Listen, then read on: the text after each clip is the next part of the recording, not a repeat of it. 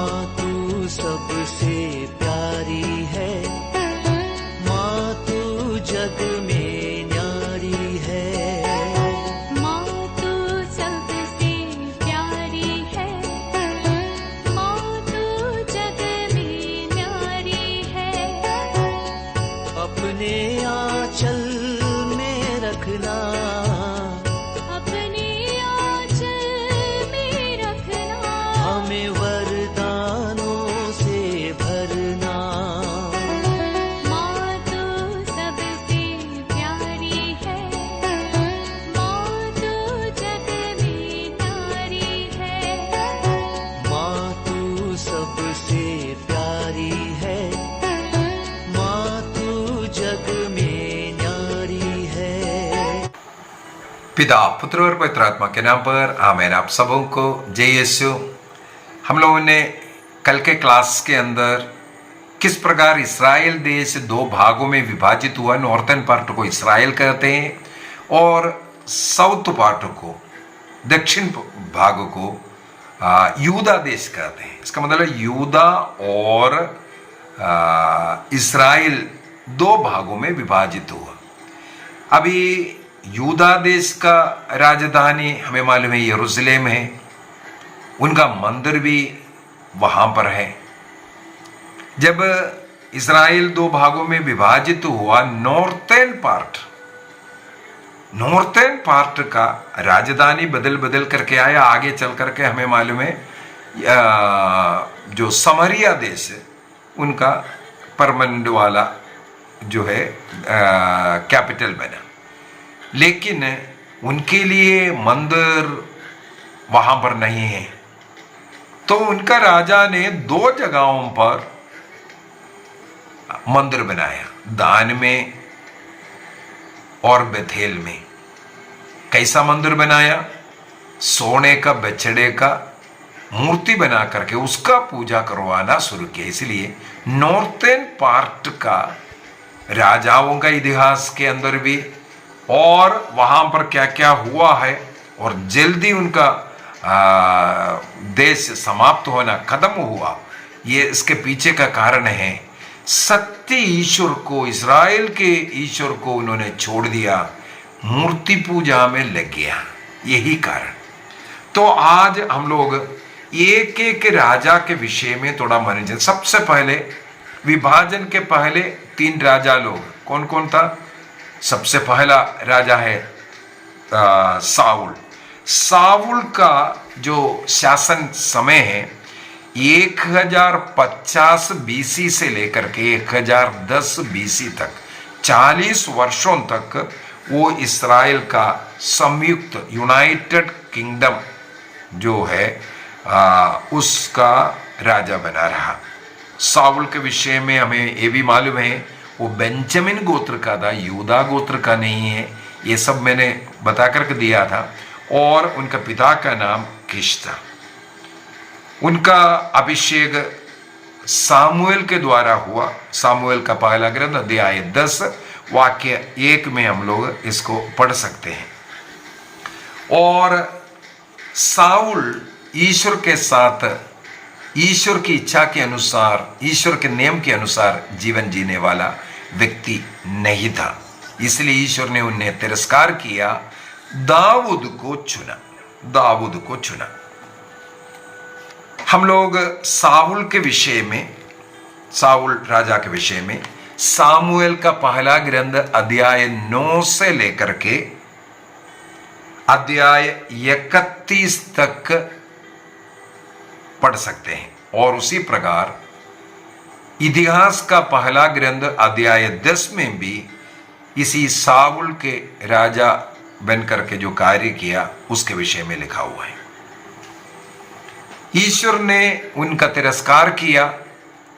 वो जब राजा था उसी समय पर ही दाऊद का अभिषेक सामुएल के द्वारा होता है। सामुएल का ग्रंथ अध्याय 16 के अंदर हम लोग ये पढ़ सकते हैं दाऊद का अभिषेक के विषय में।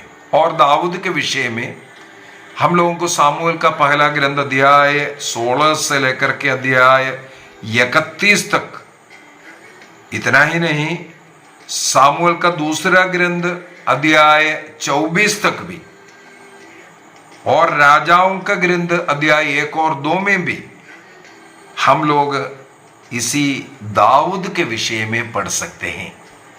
इसका मतलब सामुएल का पहला ग्रंथ अध्याय 16 से लेकर के राजाओं का ग्रंथ पहला ग्रंथ अध्याय 2 तक दाऊद के विषय में हम पढ़ सकते हैं। उसी प्रकार इतिहास का पहला ग्रंथ अध्याय 11 से 29 तक के अध्यायों में हम वो पढ़ सकते हैं।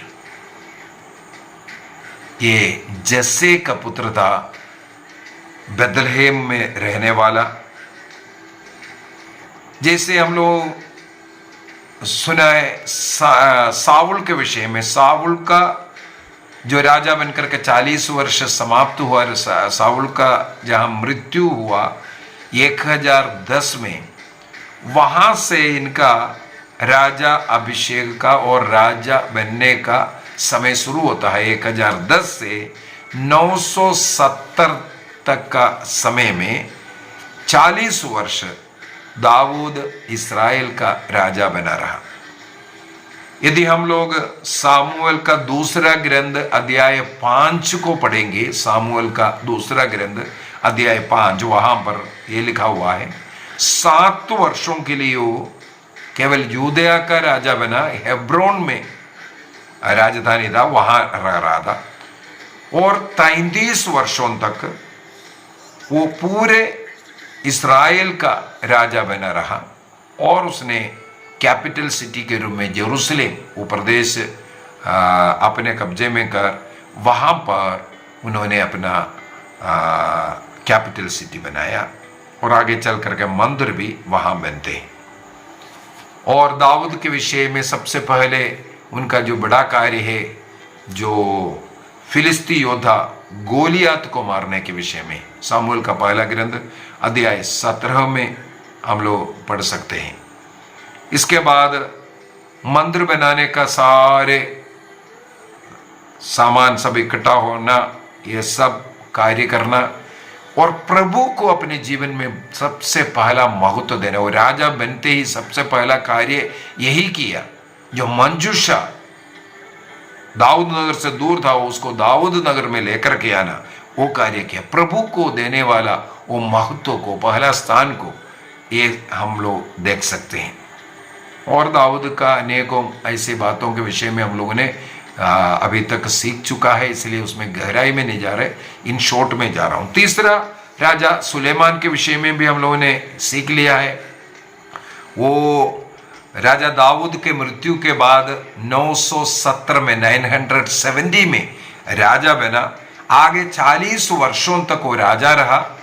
930 में, अभी ये 930 को थोड़ा आप याद कर रखना, 930 क्यों? सुलेमान का मृत्यु के बाद इस्राएल देश 2 भागों में विभाजित हुआ। कौन सा वर्ष में हुआ? BC 930 में हुआ, इसलिए सब याद करना है। और दाऊद और बत्शबा से इनका जन्म हुआ है। सुलेमान के विषय में हम लोगों को बाइबल में पढ़ने के लिए राजाओं का पहला ग्रंथ अध्याय 1 से लेकर के 11 तक, उसी प्रकार पहला इतिहास का अध्याय 29 में और दूसरा इतिहास का अध्याय 1 से 9 तक जगहों पर सुलेमान के सारे कार्यकलापों के विषय में हम लोग देख सकते हैं। सुलेमान के विषय में जो हम लोग पढ़ते वक्त हम लोगों को एक और पॉइंट, मुख्य पॉइंट मिला था। सुलेमान ने सबसे पहले अपने मां को राजमाता बनाया। यह प्रथा इसके बाद यूदा देश में हर एक जगह पर हम लोगों को मिलेगा। हम लोगों ने इसके लिए ये भी देखा था, सुलेमान हो या अन्य जो यूदा देश के जो अभिषिक्त राजा लोग ईसा मसीह की ओर लेकर के जाते हैं। ईसा मसीह संसार के राजा है और जिस प्रकार यूदा देश में प्रजा है, राजा के माँ रानी है, राजमाता है, तो उनके लिए भी एक अलग सिंहासन वहां डाला जाता है, वो प्रथा यहां से। इसलिए माता मरियम को हम लोग स्वर्ग की रानी कह करके या रानी माँ कह करके पुकारने का कारण यही है। राजाओं का पहला ग्रंथ अध्याय 2 वाक्य 19 में हम लोगों के ये पढ़ने के लिए मिलता है। तो जूदिया में सबसे पहले राजमाता के लिए एक सिंहासन, एक जगह, एक कुर्सी राजा के कोर्ट में डालना ये सुलेमान ने किया। और आगे हम लोगों ने देखा सुलेमान की गलतियां, उन्होंने जो डिप्लोमेटिक कार्य किया, आसपास के राजाओं के बेटियों से विवाह करना, इस प्रकार अन्य मूर्तियां, देव मूर्तियां यरूशलेम में आना, ये ईश्वर के विरुद्ध पाप करने का कारण बन गया। इसलिए सुलेमान से प्रभु ने कहा, तुम्हारा हाथ से तुम्हारे पुत्र के समय पर 10 गोत्रों को उठाकर तुम्हारे सेवक को दूंगा। इस प्रकार इनके मृत्यु 930 में हुआ और इस्राएल देश 2 भागों में विभाजित हुआ 930 में।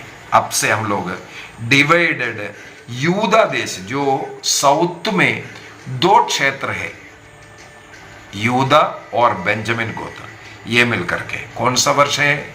BC 930 में। इसको हम लोग राजाओं का पहला ग्रंथ अध्याय 12 वाक्य 1 से लेकर के 9 तक का भागों में पढ़ सकता है। तो यूदा देश का कैपिटल सिटी यरूशलेम और यरूशलेम मंदिर भी वहां पर है। दाऊद का बेटा रहोबाम, ये डिवाइडेड यूदा का पहला राजा के रूप में, उनका शासन काल है 930 से लेकर के 913 तक। 930 से लेकर के 913 तक 17 वर्ष। अब यहाँ पर हम लोगों की एक और बात, बहुत ही रुचिप्रद बात पढ़ने के लिए मिलेगा। यूदा देश के जितने भी हम लोग राजा लोगों के विषय में बोलेंगे, उनके राजमाता का नाम भी लिखा हुआ मिलेगा। लेकिन इस्राएल देश का जो राजा लोग हैं, क्योंकि वे ईश्वर द्वारा चुने हुए लोग नहीं हैं, उनके माता लोगों के नाम वहां पर हम लोगों को पढ़ने के लिए नहीं मिलेगा। लेकिन यहां से लेकर के हम लोगों को राजमाता का नाम पढ़ने के लिए मिलेगा। मैंने उसका महत्व बोल दिया, क्योंकि राजमाता के लिए राजा के कोर्ट में एक कुर्सी डालता है। ये ईसा मसीह के राजत्व को और वहां पर माता मरियम के स्थान को दर्शाता है। हम लोगों को पूरे राजाओं के इतिहास में आगे चल करके ये मिलेगा। तो रहोबाम, सुलेमान का बेटा रहोबाम राजा बना 930 में। देश 2 भागों में विभाजित हुआ, वो कल के क्लास में मिले हम लोगों ने ये पढ़ा था। रहोबाम पाप का जीवन जिया, दाऊद के समान नहीं जीवन जिया। अपने पिता सुलेमान का रास्ता पकड़ने वाला था। एक और पद देखना, जैसे मैंने कल के क्लास के अंदर बोला, 20 राजा लोग अभी ये डिवाइडेड यूदा देश का राजा के रूप में मिलेगा। इन 20 में से केवल 8 लोगों के विषय में लिखा हुआ मिलेगा, वे ईश्वर के मार्ग पर, ईश्वर की इच्छा के अनुसार वो जीवन जिया। वहां पर दाऊद का नाम को भी जोड़ा हुआ मिलेगा। अपने पिता, पूर्व पिता दाऊद के समान ये कार्य किया, ऐसा वो ईश्वर के नजर में अच्छा कार्य किया। इस प्रकार इन 8 लोगों के विषय में यहां पर रहोबाम के विषय में भी लिखा है, रहोबाम भी सुलेमान के समान, अपने पिता के समान पाप का जिंदगी जिया। इस कारण यूदा देश के लोग भी पाप में जीवन जिया। मूर्ति पूजा करना और पुरुष व्यभिचार मंदिर के आड़ में देवी देवताओं की पूजा के साथ जुड़ करके ये भी इस्राएल में, यूदा देश में शुरू हुआ। राजाओं का पहला ग्रंथ अध्याय 14 वाक्य 23 में हम लोग ये पढ़ सकता है। और इसी रहोबाम के हृदय कठोरता के कारण देश दो भागों में विभाजित भी हुआ, और इसी कारण आज यूदा देश के लोगों के लिए भी पाप का कारण बन रहा है। और रहोबाम के विषय में हम लोगों को राजाओं का पहला ग्रंथ अध्याय 11 वाक्य 43 से अध्याय 14 वाक्य 31 तक, फर्स्ट किंग चैप्टर 11 43 से लेकर के चैप्टर 14 वर्स 31 तक हम लोगों को पढ़ने के लिए मिलेगा। और सेकंड क्रॉनिकल, इतिहास का दूसरा ग्रंथ अध्याय 9 वाक्य 31 से अध्याय 12 वाक्य 16 तक रहोबाम का कार्यकलापों के विषय में ही लिखा हुआ है। और अध्याय 14 वाक्य 30 में लिखा है, इस राजा रहोबाम के समय पर उत्तर देश का जरोहम के साथ आपस में लड़ाई होता रहा करके। अभी सेकंड राजा में जाते हैं, जल्दी जल्दी थोड़ा जाना पड़ेगा, तभी हम लोगों को कुछ राजाओं के विषय में कंप्लीट कर पाए। इसके बाद रहोबाम के मृत्यु 913 में हुआ। 17 वर्ष वो यूदा देश का राजा बना रहा। उनके मृत्यु के बाद उनका पुत्र अबीजाम राजा बनते हैं। अभी यहां पर एक और बात मैं बोलकर बता रहा, यूदा देश में देखो, पिता के मृत्यु के बाद ऑटोमेटिकली पुत्र राजा बन रहा है। इसका ये मतलब है जो अभिषेक उनको मिला है वो अभिषेक कंटिन्यू रह रहा है। कहां तक जाएगा? ईसा मसीह तक ये जाना है। वहां पर हम लोग ईसा मसीह है, मसीह माने अभिषिक्त। राजा लोग अभिषिक्त लोग हैं, इसलिए यहां पर हम लोगों को पुत्र राजा बनता हुआ। लेकिन ये घटना हमें नॉर्थ का इस्राएल में नहीं मिलेगा। हाँ, कहीं कहीं एक दो पुत्र लोगों तक हो सकता है, इसके बाद ज्यादा नहीं होगा। फिर कोई और आकर के राजा बन करके आएगा। इसका मतलब राजा वहां पर बन रहा है, वो ईश्वर के चुने हुए लोग नहीं, ईश्वर के चुने लोग, अभिषिक्त लोग राजा बन रहे इस यूदा में। तो अबीजाम अब राजा बन रहा है। अबीजाम का राज्यकाल है 913 से लेकर के 911 तक, मात्र 3 वर्ष ये राजा बना। अबीजाम का मम्मी का नाम माका था, वो अब्सलोम का बेटी था। राजा दाऊद का बड़ा वाला बेटा अब्सलोम का जो बेटी है माका, उसका विवाह रहोबाम के साथ हुआ था। अभी रहोबाम का पुत्र ये माका से हुआ है। अबीजाम के विषय में राजाओं का पहला ग्रंथ अध्याय 11 वाक्य 31 से लेकर के अध्याय 15 वाक्य 8 तक, और दूसरा इतिहास का ग्रंथ अध्याय 13 वाक्य 1 से 22 तक हम लोगों को पढ़ने के लिए मिलता है। और अबीजाम के विषय में भी बाइबल में यही लिखा है, वो भी अपने पिता के समान, रहोबाम के समान वो चला था, इसलिए ईश्वर कोप का कारण बना।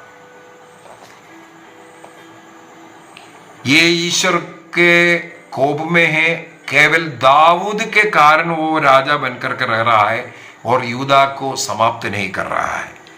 अध्याय 15 वाक्य 4 से इसके विषय में भी लिखा हुआ है। और इनके समय पर भी नॉर्थ इस्राएल से युद्ध चलता रहा। उनके मृत्यु के बाद अबीजाम का मृत्यु 911 में हुआ। 911 में मृत्यु के बाद उनका पुत्र आसा राजा बन गया।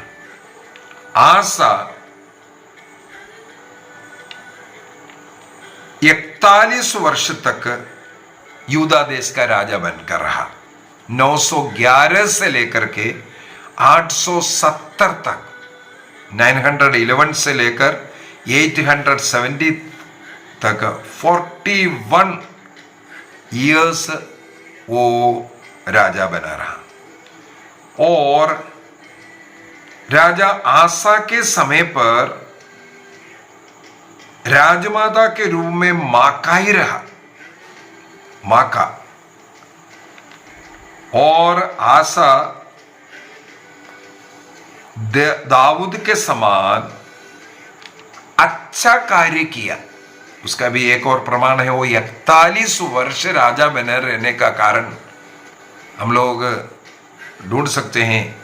ईश्वर के सामने जो अच्छा कार्य करना, अर्थात अनेकों उनके शासन काल में उन्होंने प्रभु के कार्य के लिए अनेकों कार्य किया। दूसरा, जो अन्य देवी देवताओं का मूर्ति, मंदिर, इसको सब हटाना, ये सब अनेकों कार्य ये किया। और माका जो अब्सलोम का जो बेटी है, मैंने बोला स्टार्टिंग में वो आसा के समय पर भी वो क्वीन मदर बने रहा, लेकिन देखने के लिए आया अब्सलोम का ये बेटी माका जो रहोबाम का पत्नी थी, वो अशेरा देवी का पूजा करने वाली है। इस कारण आशा ने, राजा ने इन्हें क्वीन मदर के पद से हटा दिया, क्योंकि ये अन्य देवी देवों का पूजा करते थे। तो इस प्रकार यदि क्वीन मदर को भी हटा करके वो राज कर रहा है, इस कारण ईश्वर आशा के ऊपर खुश था। इसलिए 41 वर्ष ये राज्य किया। लेकिन इनके जीवन काल में कुछ गलतियां भी हुआ। अभी मैं यहां पर एक और बात बता करके देना चाहूंगा। आध्यात्मिक रूप से यदि ईश्वर से जुड़ा हुआ व्यक्ति है, उनके जीवन काल में यदि कोई गलती भी होता है शासन में, अन्य चीजों में, तो वहां पर हम लोग देखते हैं उसको प्रभु क्षमा कर देते हैं। इवन दाऊद भी गलती किया, हत्या जैसा पाप, व्यभिचार जैसे पाप ईश्वर ने क्षमा किया। और दाऊद अच्छा, ईश्वर के नजर में एक अच्छा इंसान था। इसी प्रकार ये आसा के विषय में भी हम लोगों को पढ़ने के लिए मिलता है। दाऊद के समान वो भी अच्छा कार्य करता रहा, प्रभु से जुड़ा हुआ जीवन जीता रहा, और मूर्तियां ऐसे ऐसे चीजों को हटाने का भी कार्य किया था। लेकिन इनके जीवन में कुछ गलतियां ऐसा है। इस्राएल देश में उस समय पर जो राजा था बाका, उनके समय पर ये युद्ध चलता रहा। यदि हम लोग दूसरा इतिहास का दूसरा ग्रंथ अध्याय 16 वाक्य 7 से 10 तक पढ़ेंगे, इस्राएल के साथ बाका राजा के साथ ये लड़ाई के लिए ये आशा ने एक गलती किया, वो है पड़ोसी सीरिया देश का सहारा लिया। इनको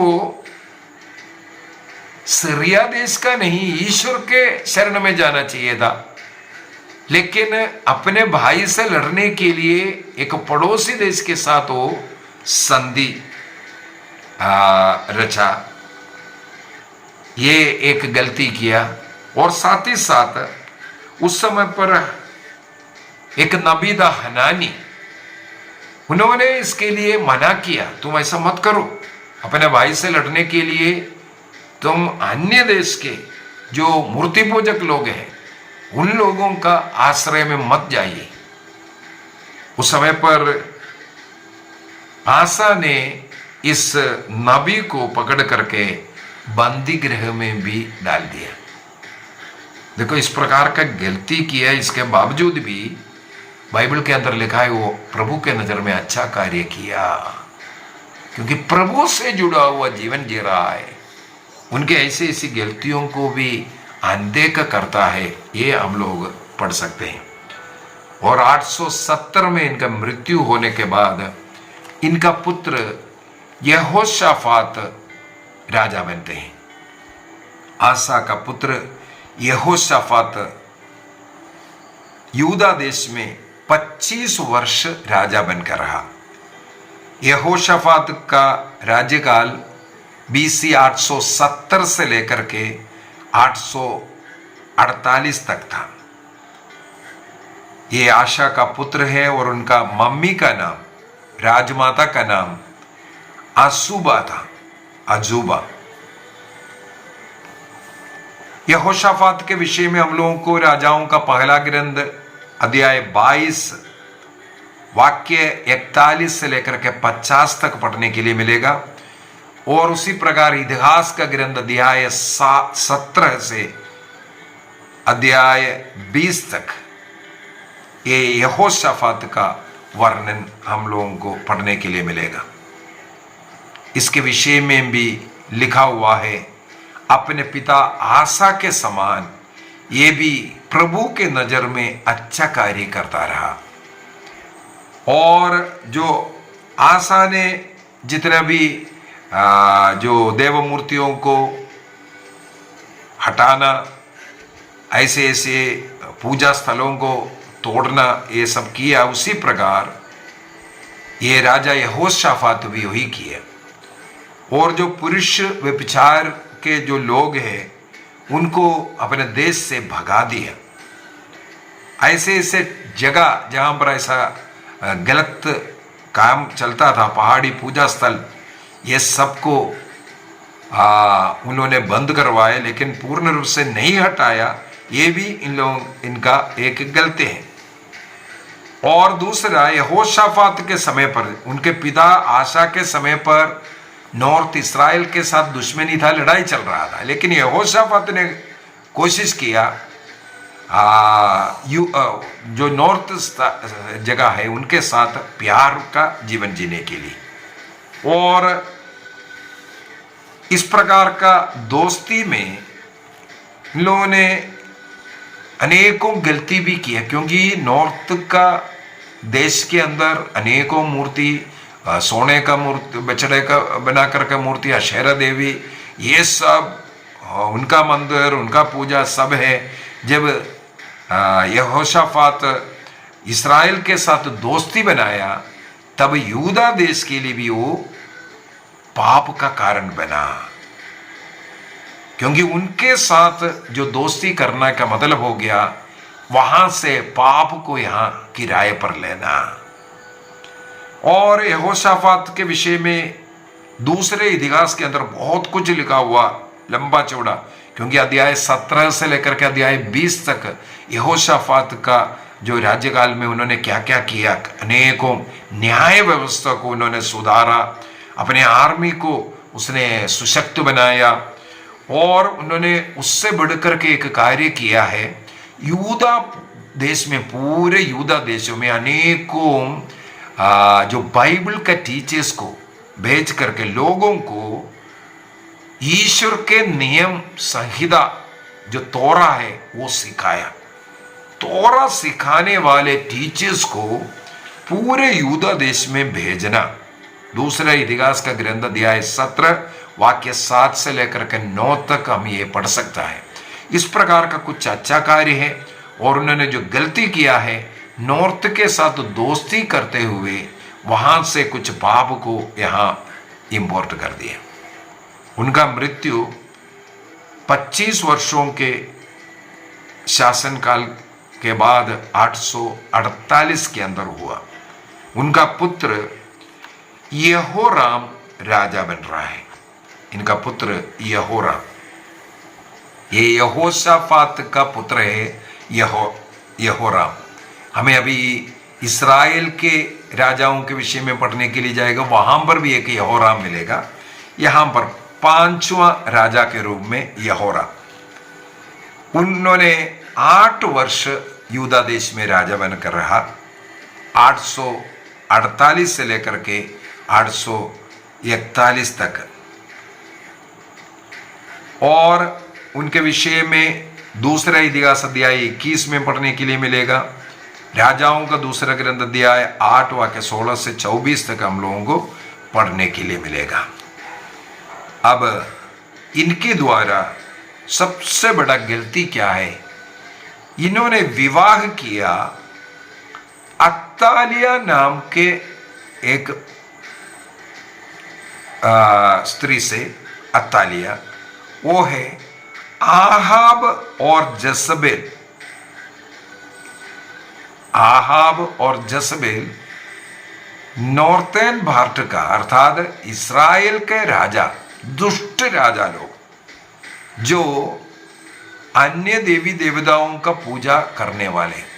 राजा आहाब अशेरा देवियों के लिए अगर मंदिर बनाया, उनकी पत्नी जसबेल ने बाल देवताओं के लिए पूजा गृह सब बनाने वाले, उनका पूजा करने वाले। और वहां पर हम लोगों को पढ़ने के लिए मिलेगा बाल देवताओं के 450 पुजारी लोग होता था और अशेरा देवियों का 400 पुजारी लोग। वो सब जो जसबेल उनको तंगवा देना, खाना देना, यह सब कार्य करता था। इस प्रकार जीवन जीने वाले उस परिवार का अत्तालिया नाम के जो बेटी है उससे ये यहोराम ने विवाह किया। इस कारण क्या है? यूदा देश में बाल की पूजा शुरू किया। इसके बाद ईश्वर के विरुद्ध कार्य हमेशा चलता रहा। तब इस देश में, यूदा देश में, एदोमी लोग रिवोल्ट करते हैं, लड़ने के लिए शुरू करते हैं। और उन्होंने अपने लिए, एदोमी लोग अपने लिए एक अलग राजा बना रहा है।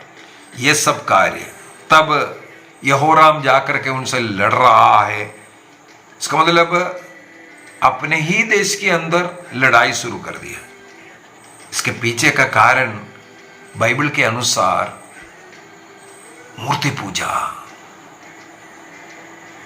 जो अत्तालिया के द्वारा जो मूर्ति पूजा, शेरा देवी, बाल देवता, इनका सब पूजा यूदा में होना कारण बताता है।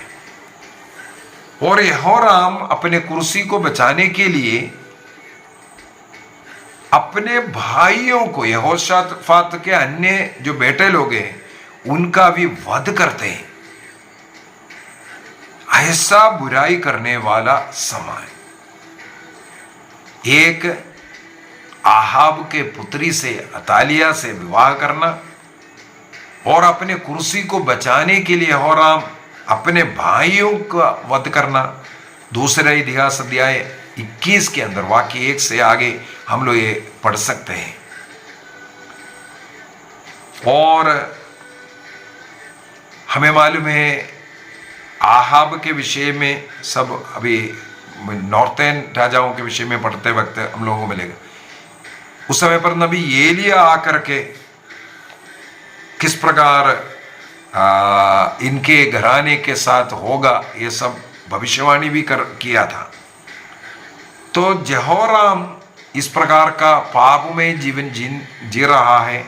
उनको ऐसा एक बीमारी लग गया, उसके कारण उनका फिर आगे चल करके मृत्यु होते हैं।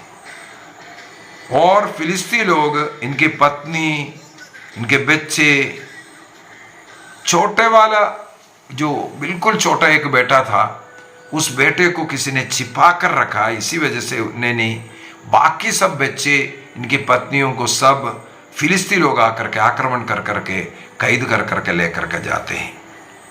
यह सब इनके आंखों के सामने ही हुआ। 2 वर्षों के पीड़ा सहन कर करके आखिरी में वो मर जाते हैं। लेकिन इस प्रकार का कार्य करने वाला यहोराम के विषय में लिखा है, मृत्यु के बाद जहां राजाओं को यरूशलेम में दफनाते हैं वहां दफनाया नहीं, ना कि कोई इनके मृत्यु पर रोया, दुख मनाया। ऐसा हम लोगों को बाइबल में पढ़ने के लिए मिलेगा। इसका मतलब एक दुष्ट राजा यूदा में यहोराम को हम लोग पाते हैं, अपने भाइयों को मारना और मूर्ति पूजा यूदा में लेके आने वाला। इनके मृत्यु के बाद उनका ये जो छोटा बच्चा था वो अहज्या, उनका नाम है अहज्या, यहोराम का बेटा अहज्या। यदि नॉर्थ में देखेंगे, नॉर्थ का एक अहज्या राजाओं का ग्रंथ के अंदर मिलेगा। सबसे पहले अहज्या, अहज्या मैंने अहस्या भी बोलते हैं, अहस्या। उस अहस्या का मृत्यु होने के बाद उनका भाई यहोराम है करके, वो किसका है? ये आहाब का बेटे ने, आहाब का बेटे वहां मिलेगा। बेटी भी इधर आ गया, यहोराम विवाह करके। तो उनका मृत्यु के बाद अहस्या राजा बन रहा है 841 में। केवल उसी एक वर्ष के लिए वो राजा था। और इनका मम्मी का नाम अतालिया। और अहस्या के जीवन काल के विषय में हम लोगों को राजाओं का ग्रंथ अध्याय 8 वाक्य 24 से अध्याय 9 24 तक पढ़ने के लिए मिलेगा। उसी प्रकार दूसरा इतिहास का ग्रंथ अध्याय 22 वाक्य 1 से 9 तक हम लोगों को अहस्या के विषय में पढ़ने के लिए मिलेगा। तो ये राजमाता के रूप में आहाब के पुत्री अतालिया है, इसलिए हम लोग सोच सकता है यूदा देश में कितना अधिक मूर्ति पूजा चला होगा। और ये अहस्या एक छोटा लड़का है, इस कारण राजमाता का बहुत पकड़ रहता था। ईश्वर के नजर में इन लोग बुरे कार्य करता रहा, इसलिए अराम देश आकर के, सीरिया देश आकर के इनके साथ युद्ध करने के लिए आते हैं। वे लोग पाप के जिंदगी जीने के कारण ये यहोराम इस्राएल में उस समय पर राजा बना था। इसका मतलब ब्रदर इन लॉ है, उनकी बहन को यहाँ शादी किया हुआ है। इस प्रकार का एक रिश्ता था। और पाप, इसका मतलब यूदा देश में बढ़ते जा रहा है। और उस समय पर ये हालत जब हुआ, यूदा देश में ही केवल राजाओं का अभिषेक, मैंने बोला है दाऊद का अभिषेक, फिर सुलेमान का अभिषेक, इस प्रकार हम लोग वो अभिषेक, आगे के राजाओं के विषय में यदि अभिषेक नहीं लिखा है तो भी उस अभिषिक्त राजा का पुत्र जब राजा बन रहा है उसको अभिषिक्त ही माना जाता है। वो अभिषेक चलता जा रहा है। लेकिन नॉर्थ का इस्राएल देश में किसी को राजा के रूप में अभिषेक नहीं किया। यहां पर अहस्या के समय पर हम लोग देख सकता है ये अहस्या इतना अधिक पाप का जिंदगी जी रहा है, क्योंकि नॉर्थ में भी उस समय पर जो आहाब के बाद उनका पुत्र यहोराम का जो राजा बनकर कर रहा है। इस समय पर ईश्वर ने नॉर्थ में एक और व्यक्ति को राजा के रूप में चुन रहा है। उनका नाम है येहू। येहू को ईश्वर का अभिषेक मिल रहा है। एलिया को भेजते हैं येहू का अभिषेक करने के लिए नॉर्थ में। इसका मतलब उस समय पर दूसरा एक और राजा है। वो राजा के अलावा ईश्वर ने येहू को चुनते हैं। अभी येहू को क्यों अभिषेक दिया, येहू क्यों उसी समय पर दूसरे राजा के रूप में आया, ये सब हम लोग वहां पर और मनन चिंतन करेंगे। यहां पर हम लोग ये देखते हैं कि राजा अहस्या का समय पर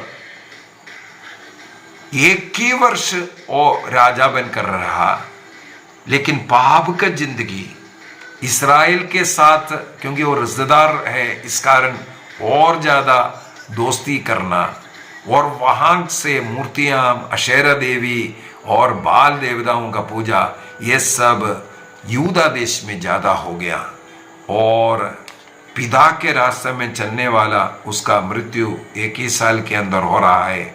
येहू जब राजा नॉर्थ का राजा अभिषेक किया, उसी येहू ने आकर के इस अहस्या का वध किया। इसका मतलब यूदा देश के राजा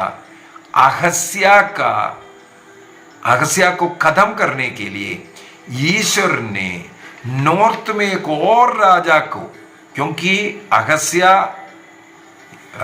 नॉर्थ के राजा के साथ रिश्तेदार बन गया, उन लोग एक बनने के कारण ईश्वर ने दूसरा एक व्यक्ति को, येहू को अभिषेक दे करके राजा बनाता है और येहू के द्वारा यूदा के राजा अहस्या का मृत्यु होता है। आगे के क्लास में हम लोग फिर से ये देखेंगे, इस्राएल में एक स्त्री कमांड हो रहा है, स्त्री का राज, एक महिला शासक आ रहा है। उसके विषय में अगले क्लास में हम लोग मनन चिंतन करेंगे। आइए हम अपनी आंखें बंद करें। अब तक हम लोगों ने यूदा देश का 6 राजा और यूदा और इस्राएल मिलकर के 3 राजा, 9 राजाओं के विषय में आज के क्लास में हम लोगों ने मनन चिंतन किया। संक्षिप्त रूप में हम लोग देख सकते हैं, ईश्वर के नजर में जो लोग अच्छा कार्य किया, चाहे वो आसा हो या आसा का पुत्र यहोशाफात हो, जो प्रभु के नजर में जो अच्छा कार्य किया, उनको प्रभु ने आशीष दिया। लेकिन जो बाल देवताओं का पूजा करना, अंधविश्वास का कर्म या पुरुष व्यभिचार जैसे कार्य, मंदिरों से जुड़ा हुआ ऐसे पाप करने वाला, उसके लिए उसको ना रुकाने वाला जो राजा लोग हैं, उनके समय पर अन्य देश भी आकर के आक्रमण करते हैं और भाई भाई यूदा और इस्राएल। लेकिन इस्राएल के साथ यूदा का दोस्ती का माने, इस्राएल देश में जो अन्य देवी देवता, बाल देवता, शेरा देवता, वो सब यूदा देश के लिए आ गया, वहां पर भी वो भक्ति शुरू किया। अहस्या के समय पर हम लोग देखते हैं यही कारण अहस्या का मृत्यु का कारण हुआ। यहां पर हम लोगों के लिए सबक है, सत्य ईश्वर से जुड़े हुए जीवन जिएंगे, प्रभु हमें और हमारे परिवार को आशीष देगा। सत्य ईश्वर से जुड़े हुए जीवन, प्रभु में शरण लेना, प्रभु में भरोसा करना, प्रभु को सब कुछ के लिए धन्यवाद देना, प्रभु की इच्छा के अनुसार जीवन जीना। प्रभु हमें इसके लिए कृपा दे, आशीष दे। पिता, पुत्र और पवित्र आत्मा के नाम पर आमीन। आप सबों को जय यीशु।